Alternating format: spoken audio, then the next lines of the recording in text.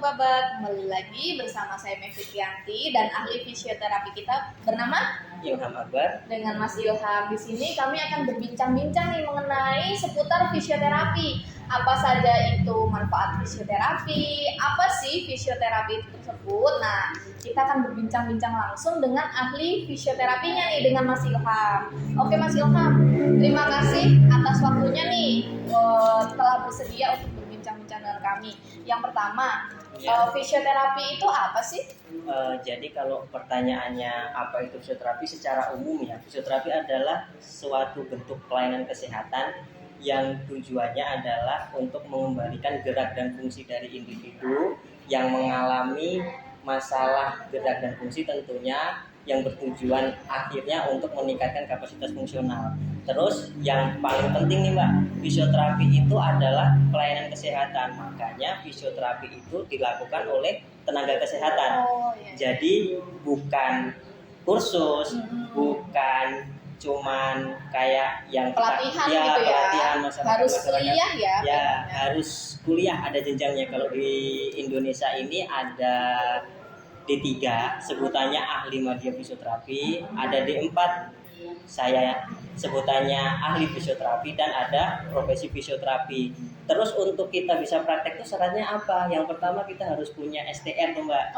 Surat tanda registrasi sebagai lulusan dari tenaga kesehatan. Yang kedua, kita punya surat izin praktik. Kalau fisioterapi, surat izin praktik fisioterapi. Nah, di tempat kita nih, di klinik dan rumah sunat Baba, STR kita ada, SIPF kita ada. Jadi secara legalitas di sini sudah lengkap. Gitu. Kemudian saya mau tanya nih, Mas Ilham, ada berapa jenis fisioterapi sih di sini?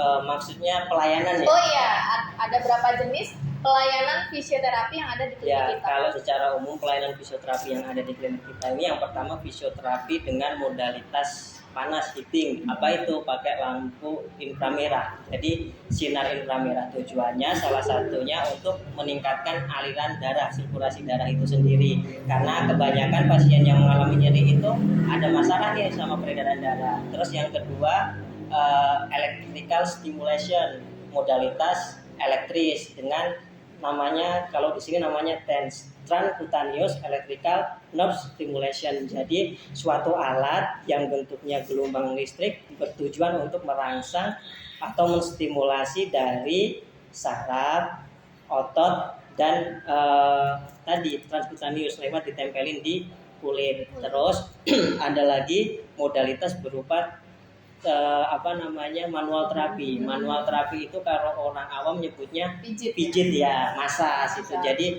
misal ada otot yang mengalami ketegangan, kita pijit supaya rileks kembali tuh ototnya. Terus ada juga modalitas kita namanya terapi latihan. Ini intinya dari fisioterapi, karena fisioterapi tadi kan adalah untuk mengembalikan gerak dan fungsi. Makanya kita latih, ada latihan tertentu. Misal orang sakit pinggang nih, ada latihan tertentunya. Orang stroke nih, kita ajarin dulu nih gimana caranya bisa duduk, bisa berdiri, dan kembali bisa berjalan. Jadi ada step-stepnya. Ada step-stepnya gitu, untuk mengikuti latihan tersebut ya. Jadi nggak hanya disinar kemudian dipijit aja, tapi ada latihannya itu. Ada program-programnya khusus. Kemudian nih Mas Ilham, kadang kan kita menjumpai pasien stroke ringan lah kalau bahasa medisnya ya, atau kemampuan sebagian tubuh itu yang lemah.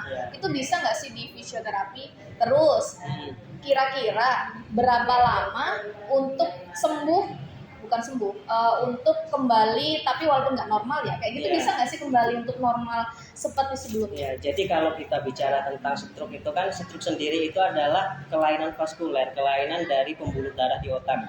Penyebabnya terutama pertama sumbatan, yang kedua pecah pembuluh darah, dan manifestasi kliniknya atau tanda-tanda klinisnya gimana? Yaitu tadi lumpuh separuh badan, tangan dan kaki, bisa kiri bisa kanan. Nah, tujuan dari fisioterapi ini adalah untuk mengembalikan tadi gerak dan fungsi dari pasien tersebut untuk mencapai kapasitas fungsional pasien itu. Kapasitas fungsionalnya apa? Ya, aktivitas kembali. Nah, kalau bicara berapa lama, stroke itu kan berbeda. Jadi misal kita ada 10 orang stroke nih, 10 orang ini berbeda nih karakteristiknya. Ada yang selesai 1 bulan, misal 12 kali terapi, ada yang berlanjut. Tapi intinya adalah fisioterapi untuk stroke, semakin cepat di fisioterapi maka kesembuhannya akan semakin baik. Karena belum ada kekakuan, pastilah kalau dalam medis istilahnya belum ada komplikasi lainnya dari kekakuan sendi itu akan menjadikan komplikasi lainnya. Kalau semakin awal, kurang dari 2 minggu kita berikan fisioterapi, itu sebagian besar pasien yang datang bisa sembuh lebih optimal gitu, Mbak. Terus ada nggak sih pasien kita yang dia udah kan lagi stroke nih, terus proses untuk fisioterapi, nah terus sembuh nih, atau fungsinya sudah kembali seperti semula, ada nggak resiko untuk pengulangan stroke itu sendiri, dan harus rutin nggak sih fisioterapi ini? Ya, kalau pengulangan stroke, terutama stroke sumbatan nih, kalau dia masalahnya sumbatan kan biasanya gara-gara bisa kolesterol, asam urat dan sebagainya. Itu juga harus dikontrol. Selain fisioterapi juga harus rutin minum obatnya. Nah, dengan fisioterapi yang rutin, terus dicek itu tadi darahnya, cek darah lengkap. Di sini kan ada nih lab dicek darah lengkap, itu mengurangi resiko untuk terjadinya kekambuhan stroke-nya itu sendiri, Mbak. Oke, terus Mas Ilham, kalau di sini kan yang seperti Mas Ilham jelasin itu selama ini fisioterapi hanya untuk orang tua nih. Nah, saya mau tanya, ada nggak sih fisioterapi untuk anak, bayi atau balita? Oke, jadi mungkin yang dikenal masyarakat ini fisioterapi itu paling ya stroke, kalau nggak saraf kejepit yang terapi. Padahal manfaat fisioterapi itu banyak, mulai dari bayi lahir sampai lansia, sampai orang lanjut usia tadi. Mulai bayi lahir misal ada gangguan tumbuh kembang, misal usianya sudah 2 tahun nih, belum bisa berjalan. Nah, kita ada program khusus fisioterapi untuk meningkatkan atau mengoptimalkan kapasitas fungsional anak tersebut. Terus lagi nih, ada fisioterapi muskuloskeletal, fisioterapi otot dan tulang. Contohnya apa? Misal Mbak Pipit habis perjalanan atau habis jalan-jalan dari mana tuh, ada pegel-pegel di ototnya, itu bisa fisioterapi. Terus tadi fisioterapi stroke tadi yang dijelaskan, fisioterapi neuromuskuler. Terus fisioterapi saraf kejepit nih, bisa kita fisioterapi. Terus kadang kalau ada pasien keluhannya pusing di kepala belakang, nah itu kan banyak tuh sekarang, apalagi cuacanya lagi panas. Kita bisa berikan fisioterapi, tujuannya untuk merelaksasi otot-otot di lehernya, karena sakit kepala itu biasanya gara-gara otot di lehernya ini tegang. Terus fisioterapi olahraga, contohnya kayak orang keseleo nih, kan masih banyak nih yang di masyarakat keseleo dipijitin. Itu bukan salah, tapi kalau menurut medis kurang tepat. Ya, karena penyembuhannya nanti tidak optimal kalau dipijitin, karena proses radangnya itu bisa bertambah karena dipijit tadi. Terus yang itu tadi fisioterapi buat geriatri, buat lansia. Kan kalau lansia itu kakinya kesemutan, sendi-sendinya sakit. Nah, itu dengan fisioterapi, dengan fisioterapi kita berikan program-program latihan, setidaknya bisa mengoptimalkan kapasitas fungsional dari lansia tersebut gitu. Kalau untuk ini Pak Ilham, biasanya kan ada pasien nih datang dengan muka itu nggak simetris atau merot. Nah, bahasa medisnya itu Bell's palsy. Nah, itu bisa nggak? Jadi kan ada nih Bell's palsy itu Bell's palsy pusat karena stroke nih, ada Bell's palsy perifer. Kalau Bell's palsy pusat gara-gara stroke itu, ya kita tetap terapi utamanya stroke itu. Tapi kalau Bell's palsy perifer yang karena mungkin kena angin atau kena virus, karena penyebabnya sendiri Bell's palsy itu kan belum diketahui, idiopatik lah namanya. Jadi Bell's palsy itu cepat, Mbak. Ada pengalaman banyak lah pasien itu rutin terapi ke-4, ke-5 sudah sembuh, sudah bisa normal lagi, bisa simetris kembali. Iya. Oke, ternyata banyak sekali sahabat manfaat dari fisioterapi itu tersebut, dari yang untuk anak-anak sampai ke lanjut usia.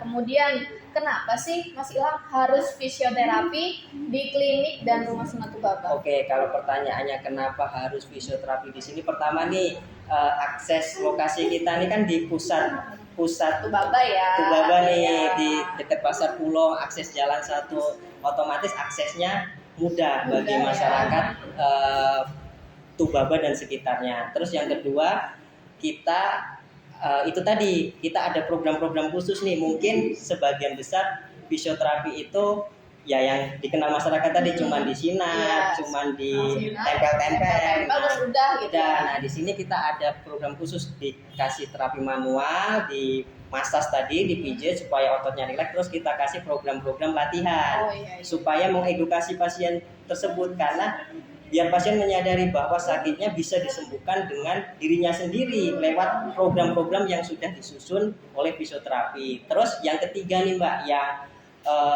mungkin juga perlu diketahui masyarakat Tubaba dan sekitarnya.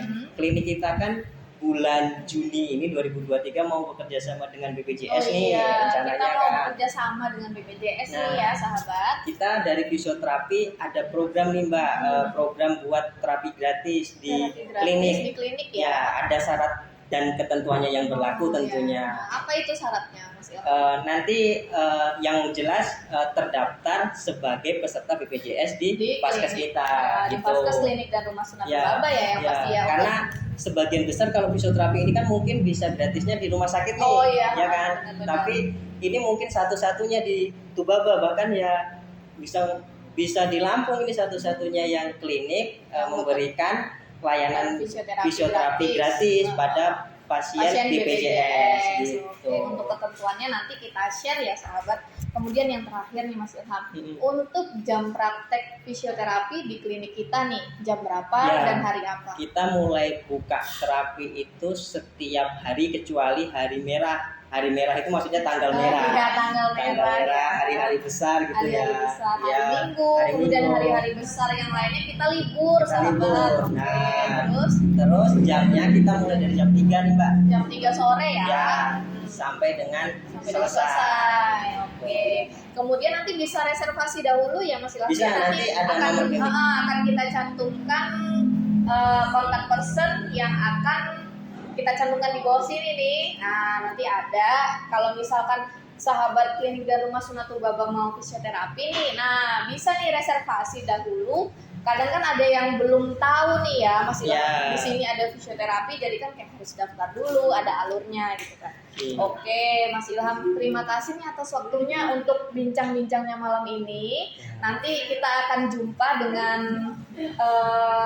Mungkin dengan kasus-kasus yang Ya, berbeda ya. iya, Kita dengan kupas kasus-kasus yang berbeda. satu persatu kasus yang bisa di fisioterapi. Yang bisa di fisioterapi itu apa aja sih? Tungguin ya sahabat. Terima kasih telah menonton channel kami. Jangan lupa like, komen, dan subscribe. Jangan lupa di share ya. Dadah.